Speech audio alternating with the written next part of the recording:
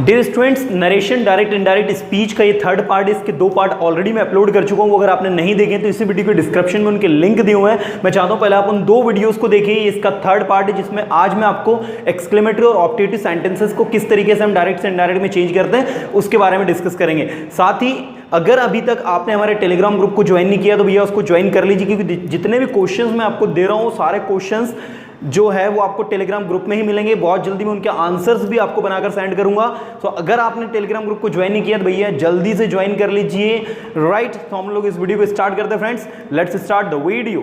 जी हाँ फ्रेंड्स, देखिए बोर्ड के ऊपर आप नरेशन डायरेक्ट इनडायरेक्ट स्पीच का ये जो चार्ट है, कल मैंने आपको इंपेरेटिव सेंटेंस तक सब कुछ एक्सप्लेन कर दिया था। मैंने आपको बताया था कि असर्टिव सेंटेंस जो होते हैं जिसमें आपके अफर्मेटिव और नेगेटिव आते हैं तो इनको हम लोग कनेक्टिव इसमें दैट लगाते हैं। साथ ही इसमें रिपोर्टिंग वर्ब जो होती है वो सेड टू का हम लोग करते हैं टोल्ड। अगर आपको आता था सेज टू तो इसका हम लोग करते हैं टेल्स, और अगर आपको आता है से टू तो हम इसका करते हैं टेल।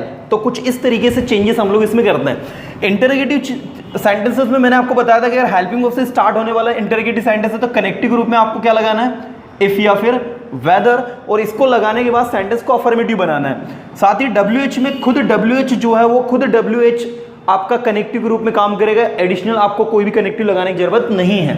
साथ ही मैंने आपको ये भी बताया था कि आपको इसमें जो है चेंजेस करना है तो आपको भले ही उसमें टू हो या नहीं हो। कुछ स्टूडेंट ने कमेंट करके पूछा भी था कि सर उसमें टू आएगा तो हम लोग आस्क्ड लगाएंगे नहीं। अगर वो सेंटेंस इंटरोगेटिव है तो ऐसे सिचुएशन में आपको उसको आस्क्ड करना ही है।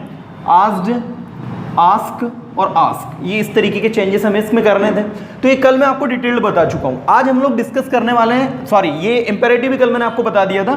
तो इसमें कनेक्टिव के रूप में मैंने आपको बताया था कि टू लगता है, नॉट टू लगता है, नेवर टू, ऑलवेज टू, ये कंडीशन आपको बताई थी। साथ ही इसमें आपको बताया था कि अगर आप ऑर्डर दे रहे हैं तो आपकी reporting verb ordered, requested, right. अगर सजेस्ट कर रहे हैं कुछ तो यहां हो जाएगा सजेस्टेड। इस तरीके के चेंजेस हो रहे थे। आज हम लोग डिस्कस करेंगे ऑप्टेटिव सेंटेंस। तो पहले तो हम लोग समझे कि ऑप्टेटिव सेंटेंस होते क्या हैं। Optative sentence in Hindi it's called इच्छावाचक वाक्य। ऐसे वाक्य जिनमें हम लोग हमारी इच्छा जो होती है, डिजायर जो होती है, उसको व्यक्त करते हैं। ठीक है, अब इसमें जब व्यक्ति अपनी इच्छा व्यक्त करता है तो कोई भी व्यक्ति क्या करता है पता है आपको? या तो वो किसी को ब्लेस करता है, किसी को कर्स करता है, या किसी के लिए वो प्रे करता है। राइट, तो याद रखिएगा अगर आप किसी को ब्लेस कर रहे हैं, आशीर्वाद दे रहे हैं एक प्रकार से, तो आप ब्लेस्ड यूज करेंगे। कर्स अगर कर रहे हैं तो कर्स्ड हो जाएगा, और प्रार्थना कर रहे हैं तो आप हो जाएगा प्रेड। या फिर किसी को कोई चीज आप विश कर रहे हैं तो विश करने के सेंस में भी आता है। ब्लेस्ड और विश जो है दोनों के मिलते जुलते मीनिंग है। जैसे मैंने कहा शी सेड टू अस, उसने हमसे कहा, क्या कहा? May you live long. देखिए ये जो सेंटेंस है आपका may you live long, this is an optative sentence actually, right. ये एक ऑप्टेटिव सेंटेंस है। अब इसको आपको इनडायरेक्ट में चेंज करना है। तो इनडायरेक्ट में इसको चेंज करने के लिए सबसे पहला मैंने आपसे क्या कहा कि अगर आप आशीर्वाद दे रहे हैं, आप श्राप दे रहे हैं, आप प्रार्थना कर रहे हैं, या फिर आप कोई अच्छी दुआ कर रहे हैं, तो इसमें से जो भी आप कर रहे हैं वो आपको वहां ऐड करना है, मतलब सेड टू को उसी में चेंज करना। तो यहां पर ये जो लड़की है ये क्या कर रही है? विज्ड कर रही है। तो हम कहेंगे शी विज्ड अस दैट। और याद रखना कनेक्टिव रूप में आपको इसमें जो है दैट लगाना है। जिस तरीके से आप असर्टिव सेंटेंस में कनेक्टिव में दैट लगा रहे थे, उसी तरीके से ऑप्टेटिव सेंटेंस और एक्सक्लेमेटरी सेंटेंस दोनों में याद रखना कनेक्टिव ग्रुप में दैट लगता है। ये बहुत अच्छी बात है ना। अब आपको क्या करना है, कनेक्टिव में दैट लगाने के बाद सेंटेंस अफर्मेटिव बनेगा। मतलब यू किसको बोल रही है? वो अस को। अस मतलब वी हो जाएगा। मे जो है इसका हो जाएगा माइट, लीव का लीव ही होगा, लॉन्ग का लॉन्ग ही होगा। यहां पर ये इस तरीके का मार्क है, या फुल स्टॉप लगेगा। राइट, तो ये रहा आपका कुछ। She said to us may you live long, तो she wished us that we might live long, right? ऐसे देखो the old lady, अब एक ओल्ड लेडी है वो बोल रही है said to Rohan may God help you। ठीक है, the old lady said to Rohan, बूढ़ी महिला ने रोहन से कहा मे गॉड हेल्प यू, ईश्वर आपकी मदद करे। ठीक है। ये उसने क्या दी है भैया, उसको उसके लिए प्रार्थना करी है, उसके लिए अच्छी दुआएं दी हैं। तो हम कहेंगे द ओल्ड लेडी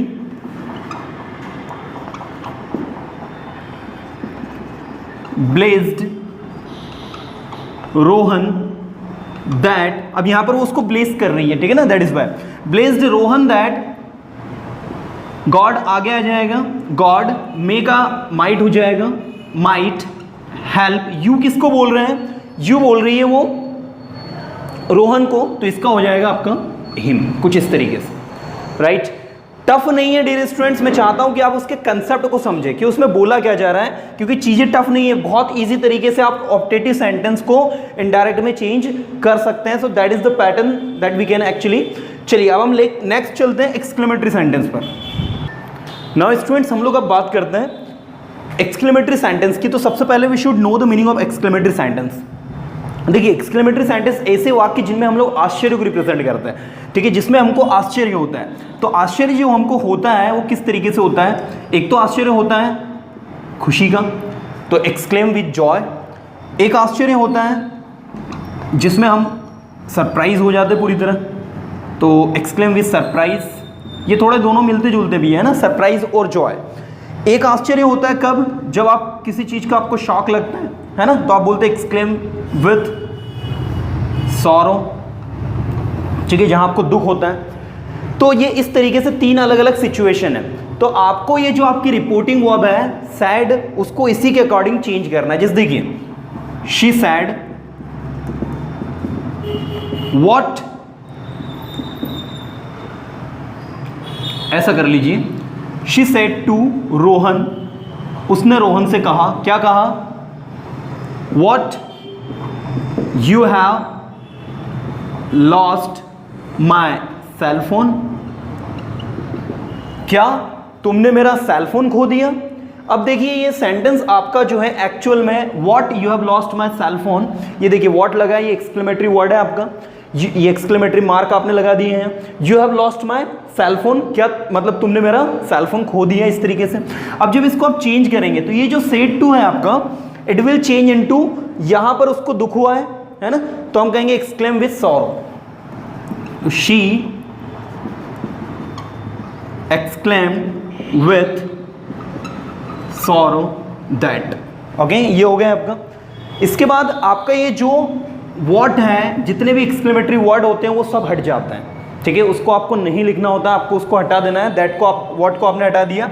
यू किसको बोल रही है, वो रोहन को, तो इसका हो जाएगा ही हैव का हैड लॉस्ट, माय कौन है यहाँ पर, शी है, तो इसका हो जाएगा her cell phone.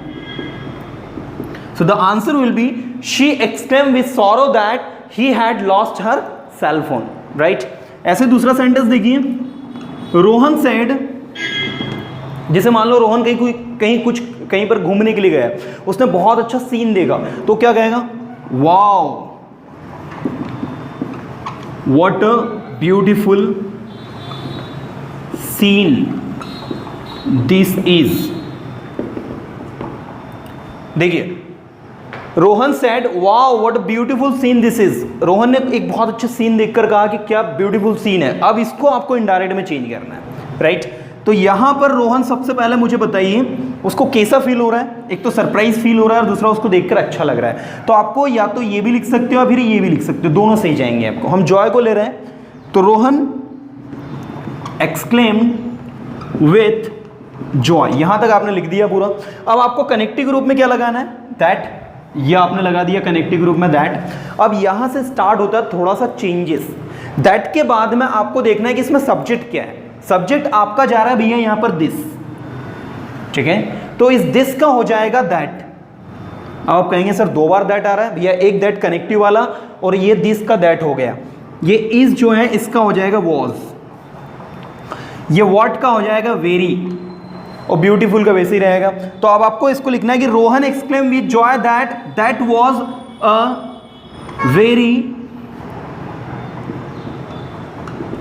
Beautiful scene, कुछ इस तरीके से आपका होगा। ये काफ़ी ज़्यादा चेंजेस हुआ भी है इसमें स्पेशली, इसलिए मैंने इसको आपके सामने लिखा है, राइट। ये दोनों एग्जाम्पल्स उम्मीद करता हूं कि आपको समझ में आए होंगे, जिसमें मैंने आपको एक्सक्लेमेटरी सेंटेंस को किस तरीके से हम लोग बनाते हैं वो डिटेल में बताया, राइट। और ये जो चार्ट है भैया, जिसमें रिपोर्टेड स्पीच, कनेक्टिव और रिपोर्टिंग वर्ब जो आपको लिखी हुई है, मैं चाहता हूँ ये आप लोग अपनी कॉपी में बना लें, इसके नोट्स बना कर रखें आप, राइट। और ग्रुप में मैं जो क्वेश्चंस जितने भी देने वाला हूँ वो ऑप्टेटिव के भी रहेंगे, एक्सक्लेमेटरी के भी रहेंगे, इंपेरेटिव भी रहेंगे, इंटरोगेटिव भी रहेंगे और असर्टिव रहेंगे। सारे क्वेश्चंस आपको करना है, ठीक है। और एक दिन मैं एक वीडियो बनाकर सारे क्वेश्चंस के आंसर बता दूंगा, तो वो सारे आप देख लीजिएगा, आपको सारे कंटेंट समझ में आ जाएंगे, राइट। चलिए अभी हम कुछ एग्जाम्पल्स लेते हैं जिनको हमें इनडायरेक्ट में चेंज करना है। Let's see.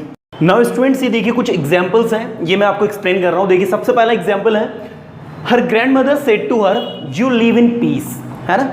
तो यहाँ पर जो दादी है उसको बोल रही है कि तुम जो है शांति से जियो, बहुत अच्छे से जियो, तुमको किसी प्रकार की कोई परेशानी नहीं हो। मतलब वो क्या कर रही है भैया, आशीर्वाद दे रही है, एक प्रकार से ब्लीच कर रही है, राइट। या फिर हम बोल सकते हैं कि वो उनको विश भी कर रही है, तो हम ब्लेस्ड के सेंस में ले रहे हैं। तो her grandmother blessed her that, you किसको बोल रही हूँ, हर को, मतलब शी। अब देखो यू लिव इन पीस, यहाँ मे माइट कुछ भी लगा नहीं है, तो हमको अलग से माइट लगाना पड़ेगा। पॉइंट टू बी नोटेड, जब आप ऑप्टेटिव सेंटेंस को डायरेक्ट से इनडायरेक्ट में चेंज करते हैं, अगर उसमें मे नहीं लगा है तो आपको एडिशनल माइट लगाना पड़ेगा जब आप उसको इनडायरेक्ट में चेंज करते हैं तब। बिल्कुल इसको नोट करके लिख लीजिएगा, she might live in peace, that is the answer. बहुत ईजी है, बहुत अच्छे से हम इसको बना सकते हैं। Now the next we have, he said oh enough. अब मुझे बताओ, पहले तो ये हम बोलते कब है, जब हम किसी व्यक्ति से बहुत परेशान हो जाते हैं, है ना। किसी ने हमको बहुत ज़्यादा तंग कर लिया और फिर हम गुस्से में बोलते हैं it's enough, oh enough, right. तो यहाँ पर अब आप देखिए वो व्यक्ति जो है क्या कर रहा है, गुस्सा करके बोल रहा है ना। तो हम ये जो सैड है इसको हम चेंज करेंगे, चूंकि ये एक एक्सक्लेमेटरी सेंटेंस है तो हम इसको चेंज करेंगे, ही एक्सक्लेम विथ डिस्गस्ट। डिस्गस्ट समझते हो ना क्या होता है, घृणा, नफरत, ठीक है। तो नफरत के साथ में उसने कहा, क्या कहा, ओ इनफ। अब आपको कनेक्टिव में दैट लगाना है। अब ओ इनफ जो उसने बोला वो सिचुएशन के लिए बोला, तो अलग से इसमें इट लगाना होगा, इट वॉज इनफ। देखिए भैया एक सिलेक्टेड क्वेश्चंस में इसलिए दिए मैंने आपको क्योंकि इनमें बहुत ज़्यादा चेंजेस हो रहा है। अब देखिए यहाँ, ही सेड ओ इनफ, तो he exclaimed with disgust that it was enough, right. उसने गुस्से में आकर कहा कि बहुत हो गया, अवती हो गई, अब नहीं होगा सहन, है ना। तो ये हो गया आपका इस तरीके से। चलिए अगला देखिए, they said to me good morning. अब मुझे बताइए, कुछ लोग आए मेरे पास और उन्होंने मुझे गुड मॉर्निंग विश किया, तो उन्होंने क्या किया भैया, गुड मॉर्निंग विश किया। तो इनडायरेक्ट में चेंज करेंगे तो आप क्या कहेंगे, they wished me good morning. ये हो गया आपका सिंपल सा, right. They wished me good morning. अगर यहाँ होता they said to me good evening, तो they wished me good evening. अगर यहाँ गुड आफ्टरनून होता तो आप गुड आफ्टरनून कर देते, है ना। चलिए next, she said help help. अब आप देखिए यहाँ पर एक लड़की है, वो चिल्ला रही है हेल्प हेल्प, तो वो क्या कर रही है, शाउटिंग कर रही है, चिल्ला रही है। तो आप क्या कहोगे, शी